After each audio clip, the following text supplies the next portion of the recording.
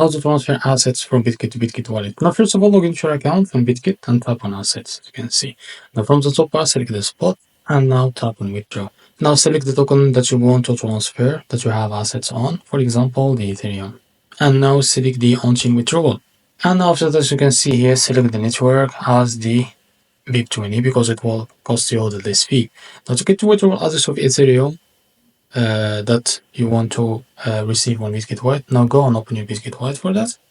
And after you open the Bitget wallet, now go and tap on the wallet from the top of the bottom right corner.